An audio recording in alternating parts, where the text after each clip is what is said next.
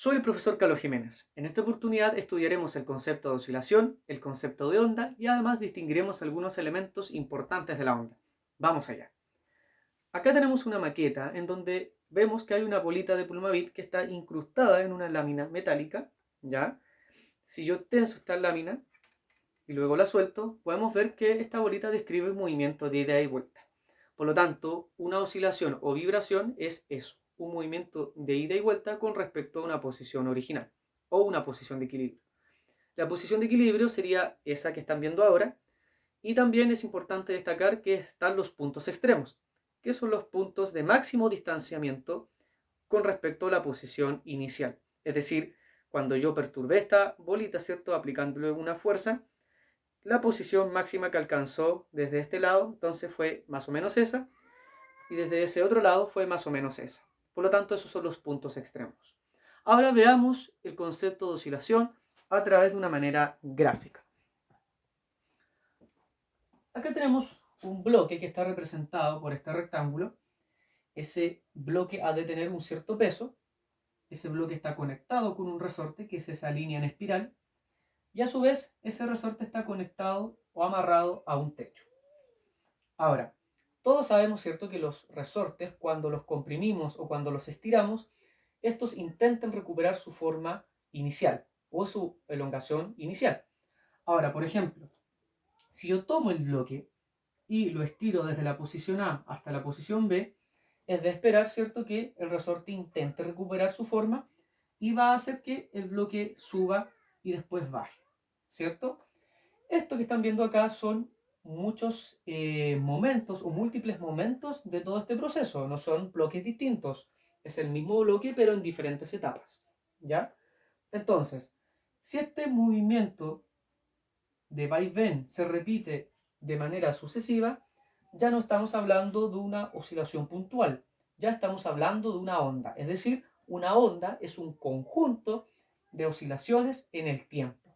Una oscilación o ciclo es el movimiento desde la posición A hasta la posición E, y una onda es cuando ese ciclo se repite una y otra vez. Aquí tan solo representamos un fragmento de todo lo que sucede, ¿cierto?, al estirar este bloque.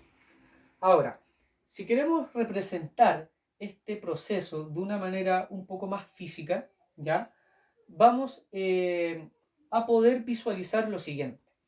Acá pueden ver que hay una serie de puntos, ¿cierto? Y esos puntos serían las posiciones del bloque conforme subía y cuando bajaba. Ahora, si nosotros conectamos cada uno de esos puntos con una línea curvilínea, vamos a notar lo siguiente.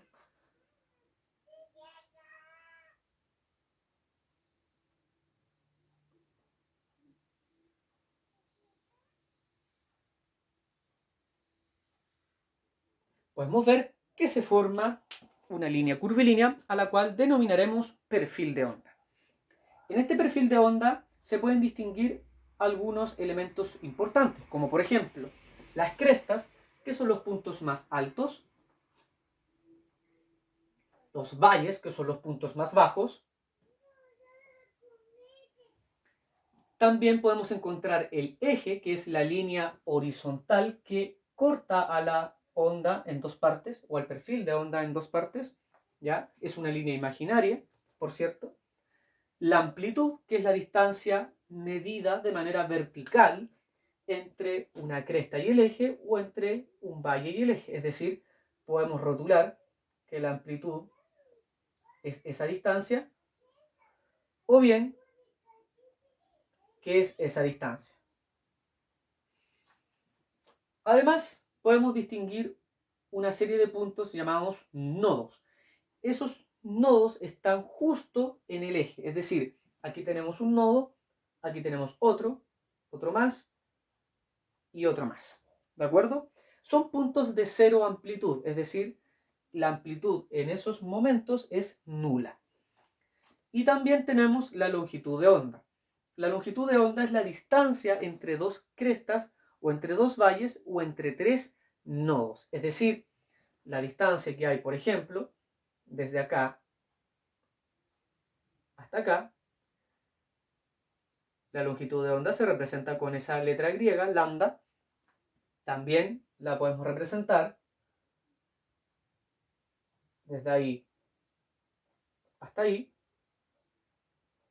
O también la podemos representar desde acá